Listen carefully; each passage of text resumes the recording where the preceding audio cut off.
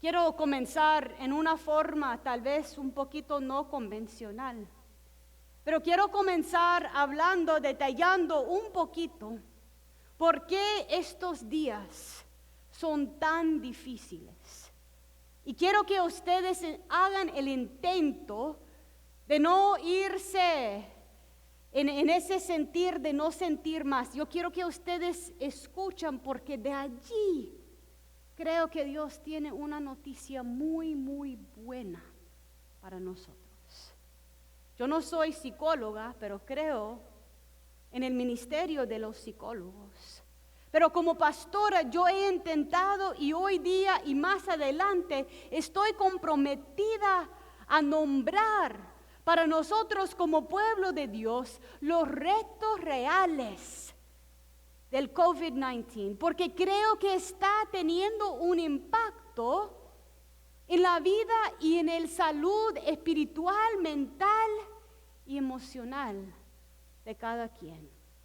Los psicólogos están diciendo que nosotros, como todo el mundo, estamos en lo que ellos llaman una trauma colectiva. Una trauma que va a llevar años para entender exactamente los efectos. Si ustedes han experimentado trauma en sus vidas, y me imagino que cada uno aquí lo ha sentido, por migración, por muerte de alguien muy cercana, por conflictos en tus relaciones, por varias razones. Trauma es algo pegajosa. Cuando uno camina a través del trauma, uno queda con partes de eso pegado. Me recuerda del texto bíblico de Romano que habla del pecado que se acerca más a uno y no se lo puede despegar. No es que trauma es pecado, no me malentienden. Pero lo que estoy diciendo es que cuando hemos experimentado algo difícil, no desaparece por sí misma. Nosotros tenemos que comprometernos a analizar cómo nos ha impactado y quitar pedacito por pedacito para vivir en la libertad que Cristo tiene para nosotros. Ese trauma del COVID ha sido aún más difícil para mí en estos días, tal vez es porque allí puedo ver por el horizonte que estamos llegando, por lo menos en este condado. Pero todavía me siento agotada en momentos, simplemente necesitada de la presencia de Dios para seguir. Agrega a eso una división política en esta nación que se ha vuelto hasta violento en la forma que la gente habla uno con el otro.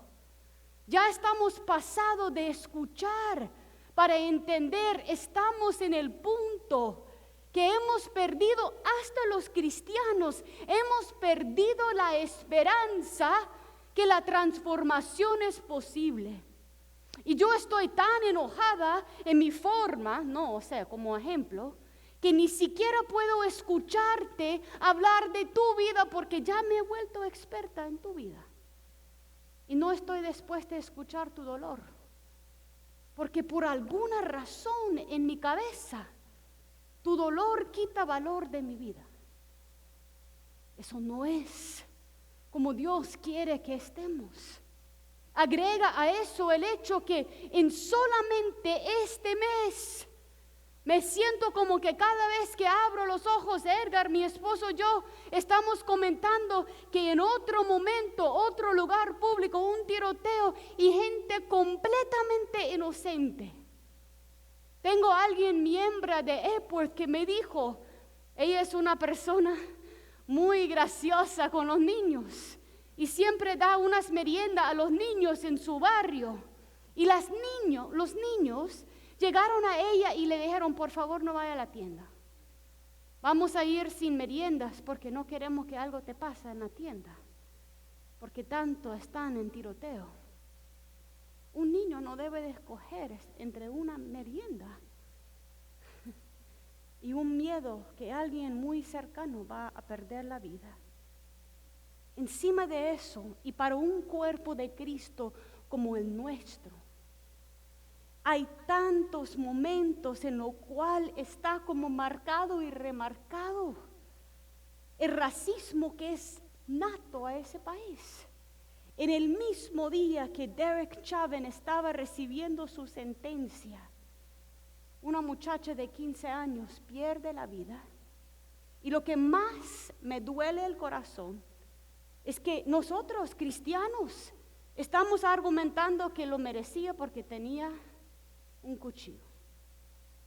¿Cuándo es que las vidas afroamericanas llegaron a tan poco valor que tienen que justificar su razón por ser antes de comenzar?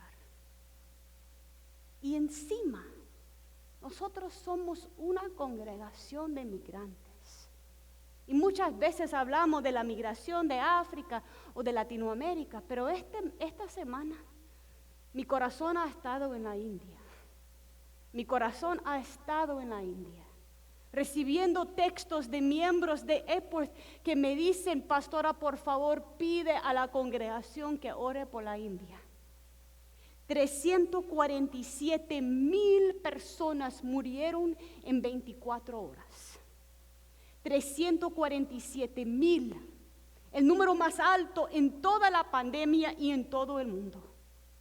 Y una de las personas me ha dado el permiso de compartir es Rohit and Sybil Farmer, que el papá de ella tiene COVID, la mamá necesitada, que oren por nuestra familia. No te puedo decir el número de personas que han fallecido. Y cuando hablamos de la vacuna, 1.59, o sea, menos de 2% de la población ha recibido la vacuna. Y aquí en este país estamos en unos argumentos que no tienen sentido. Mientras todo el resto del mundo está desesperado por tener el acceso que estamos haciendo, que estamos teniendo. Y en medio de ese contexto, y gracias por no apagar tu corazón, en medio de ese contexto, Dios tiene una palabra. Porque aún en 1 de Pedro 4, ese mismo Pedro que caminó sobre el mar de Galilea y comenzó a inundarse cuando él quitó los ojos de Cristo, el mismo Pedro que negó a Cristo 3 veces, el Pedro que cortó la oreja de la guardia cuando estaba en el jardín de Getsemaní, Pedro que estaba frente a Jesús, que le preguntaba: Pedro, ¿me amas? Sí, Señor, sabes que me ama, que te amo. Apacienta mis ovejas. Ese mismo Pedro, años después de la resurrección de Cristo, cuando el pueblo de cristianos estaba bajo mucha presión, Pedro le está diciendo: cada uno de ustedes ponga al servicio de los demás el don que haya recibido, administrando fielmente la gracia de Dios en sus diversas formas. El que habla, hágalo como quien expresa las palabras mismas de Dios. ¿Cómo cambiaría el discurso si entendiéramos que estábamos hablando palabra de Dios?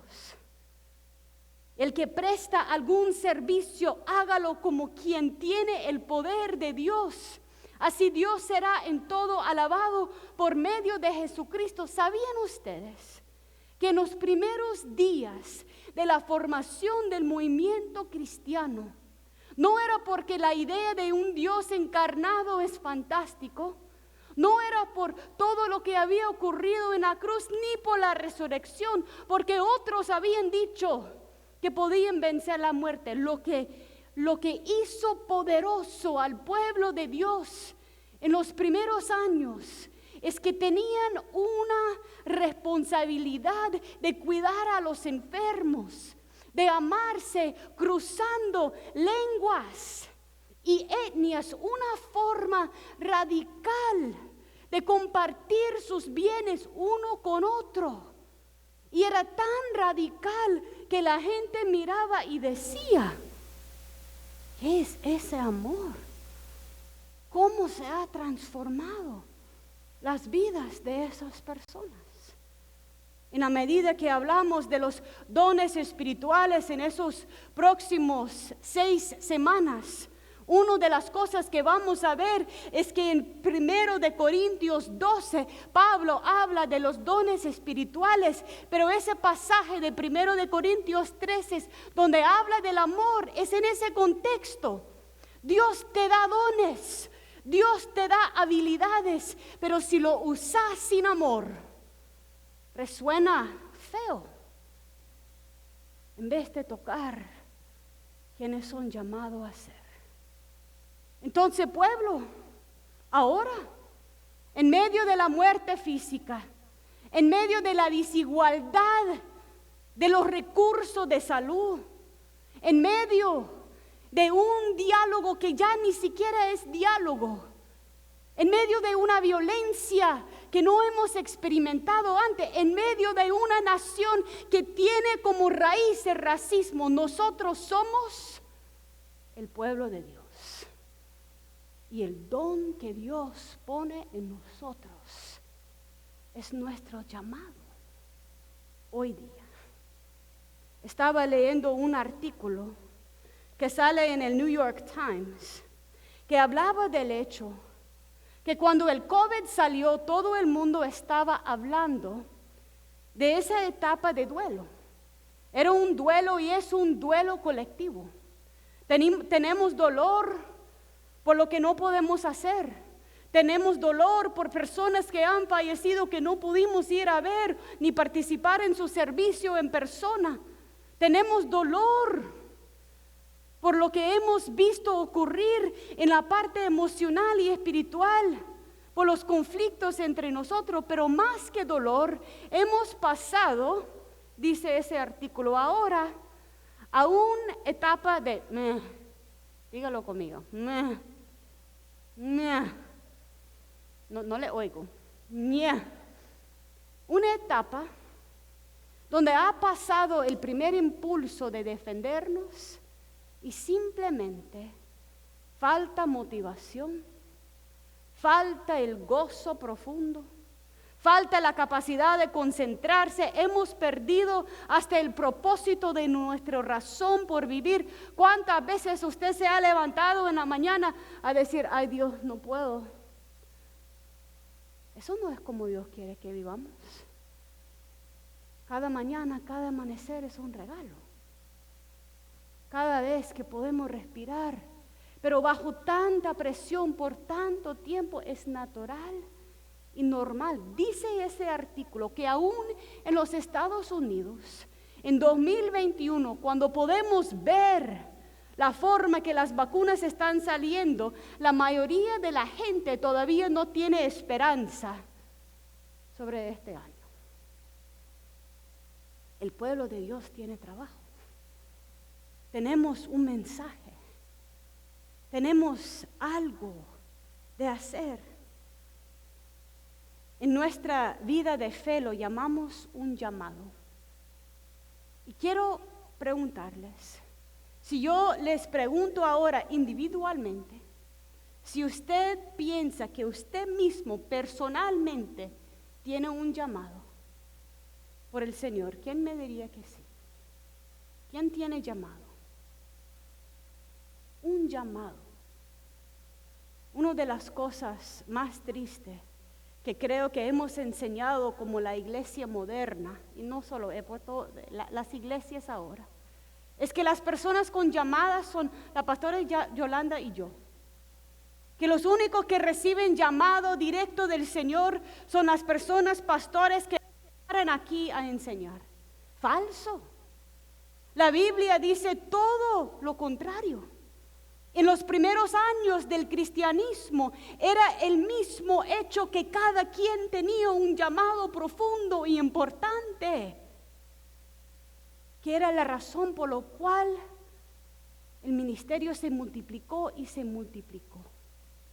Y si usted ha tenido la oportunidad de escuchar a pastores dialogar en momentos, una de las cosas que más me gusta es cuán sagrado que se vuelve el llamado de uno. Puede escuchar a personas decir, yo quiero honrar a mi llamado. Yo quiero ser fiel a mi llamado. Yo quiero trabajar, obrar, ejecutar mi llamado. Y eso no debe de ser reservado para pastores solamente. Cada quien por la obra de Jesucristo en tu vida tiene una llamada. Y es fuerte. Y si escucha a los pastores, pueden hablar del hecho que igual que Isaías cuando estaba en el altar, muchas veces cuando el Señor comienza a llamarte, tu primera reacción es decir, no es posible que me está hablando a mí. No sabe mi pasado, no sabe mi defecto, no sabe quién soy. Isaías en el altar decía, Señor, yo tengo una boca sucia. Una boca sucia. ¿Cómo va a usar una boca sucia para hablar a un pueblo sucio? Y el Señor a través del ángel tocó el carbón y lo puso a los labios de Isaías. Isaías terminó diciendo, heme aquí, Señor. Moisés, el Señor le llama a llevar al pueblo a enfrentar la esclavitud en Egipto. Y Moisés dice, pero yo tengo una falta de habilidad de hablar. Y el Señor le pone a su lado personas que le ayudan. Débora, la jueza. Nehemías, que tenía el llamado de reconstruir la pared alrededor de Jerusalén, cuando todo el mundo decía, ya pasó esa etapa, ya tu pueblo ha sido destrozado, déjalo y sigue tu vida. Ay, no. Dios me ha llamado hasta allí. Esther, que estaba con contacto directo al rey, que abogaba por su pueblo cuando él, aún no intencionalmente les iba a matar. María, madre de Jesús, cuando el ángel viene, todas esas personas tenían llamado y ustedes me van a decir, pero yo ni soy Abraham, ni Moisés, ni Esther, ni Nehemías. Exacto.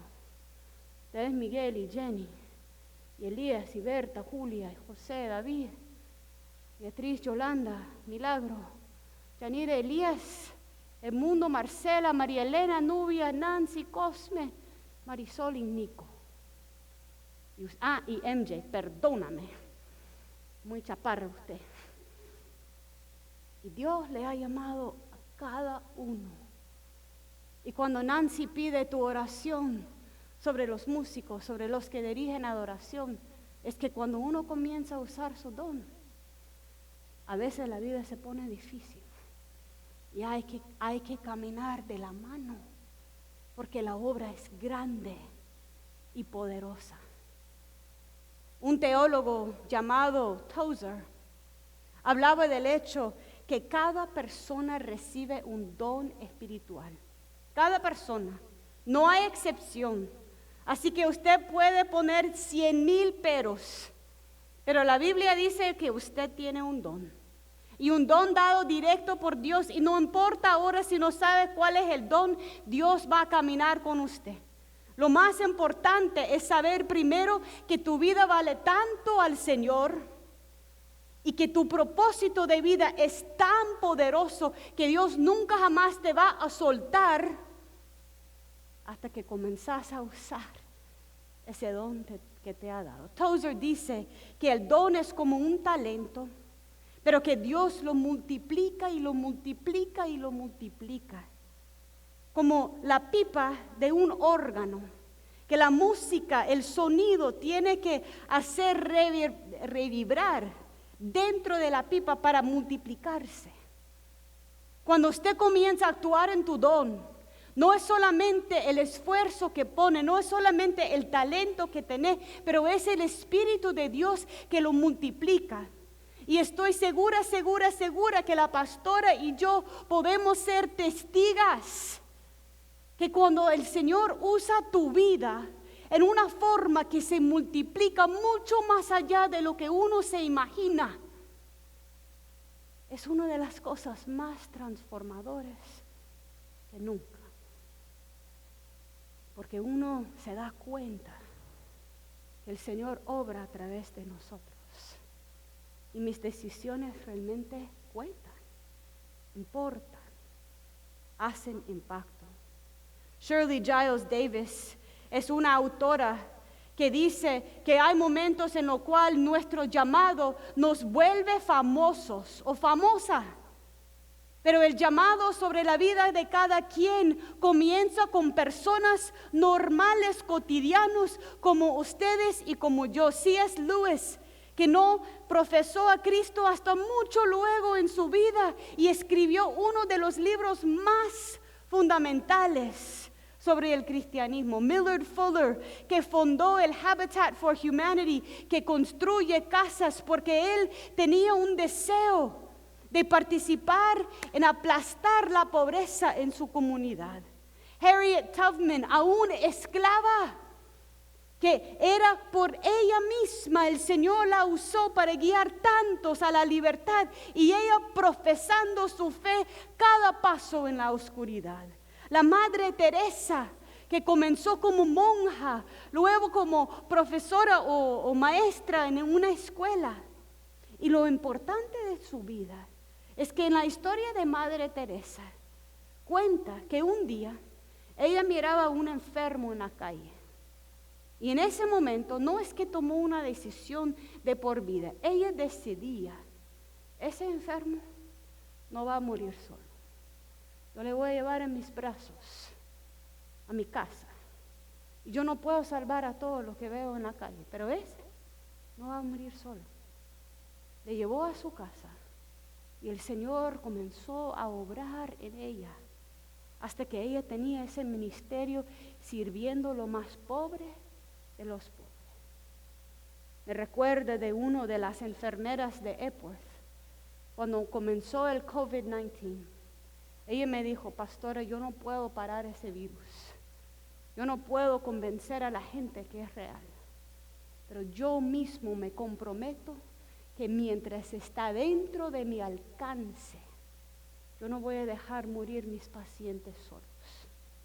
Voy a acompañarles hasta que tomen su último suspiro.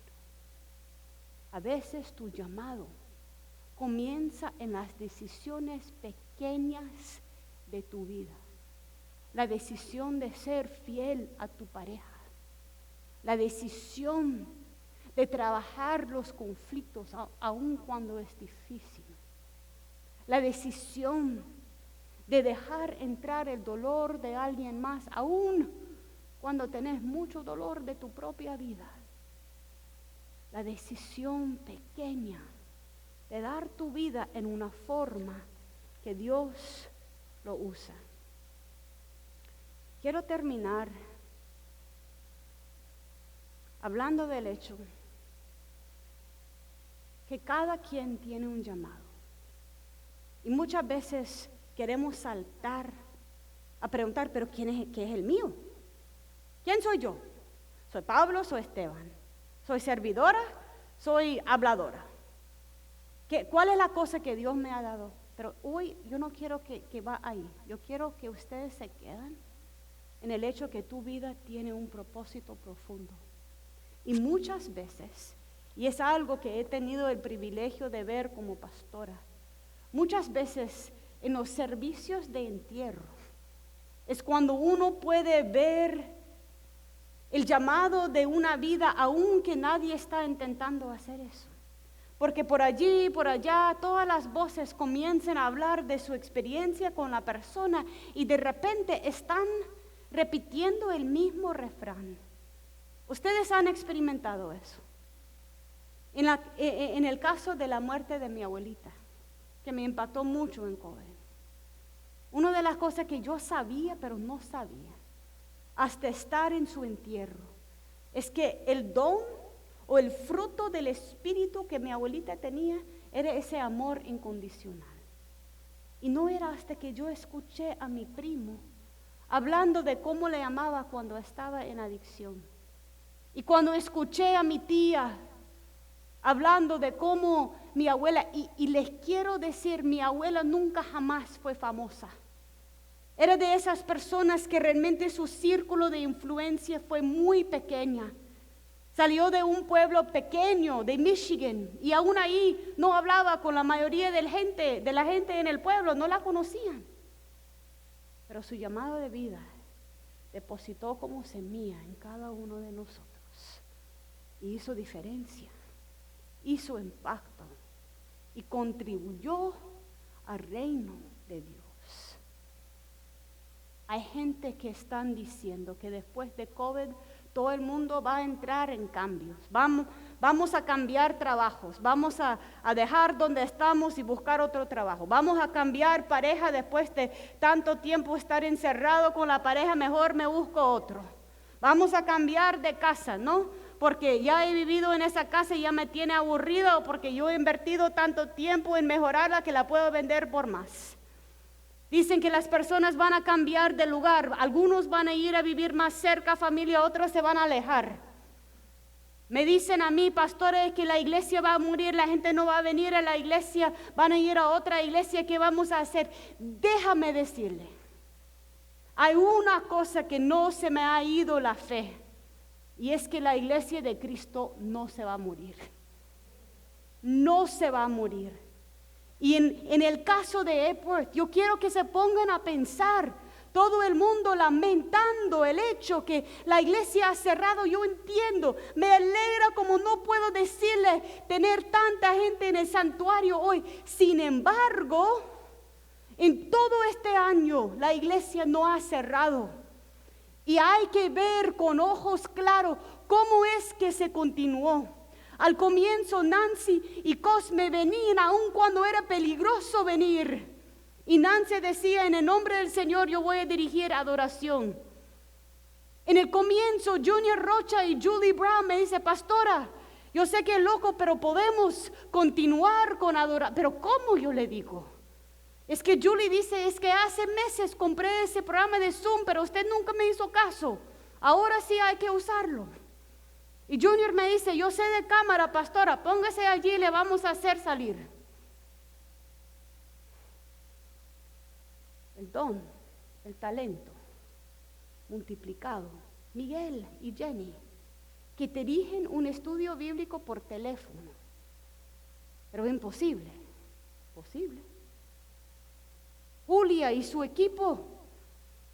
La gente me decía, ay pastora, cuánto hemos extrañado el altar tan bonito. Me está diciendo fea, ¿verdad? De arreglar el altar. Es justo la crítica. Cada don cuenta. Cada don cuenta. Yo puedo nombrar más. Paola, llamándome, pastora, es que hay comida de sobra de Lord's Table, lo voy a repartir en el parqueo. Ay, no. Con 25 personas en medio de COVID, todo el mundo allí. No, hay que crear un sistema. ¿Qué es mi don? Sistema. Ok, sistema para distribución de comida. 250 familias cada 2 semanas. Una clínica de vacunación para el 15 de mayo y el 12 de junio. No me diga que la iglesia va a cerrar. Mataron a Cristo y no mataron a Dios. Pero no va a morir, porque nosotros no vamos a cambiar de pareja, de iglesia, de casa, de lugar. Vamos a profundizar. T.D. Jakes, y cierro con eso, dice, cuidado con los dones de Dios. Los regalos o los dones de Dios vienen envueltos en papel feo. Dios no invierte en papel de color. Dios no envuelve sus regalos como mi mami los envuelve. Bonito. Muchas veces los regalos de Dios, los dones de Dios, vienen envueltos en papel de lucha. Viene envuelto en una trauma. Viene envuelto en el papel de perder tu trabajo. En el papel de haber tenido que cerrar un edificio. En el papel de haberse perdido. Para luego encontrar el camino otra vez. Y el regalo de Dios, y eso sí dice T.D. Jakes, el papel es feo, pero el regalo poderoso. Y sí hay que tener temor.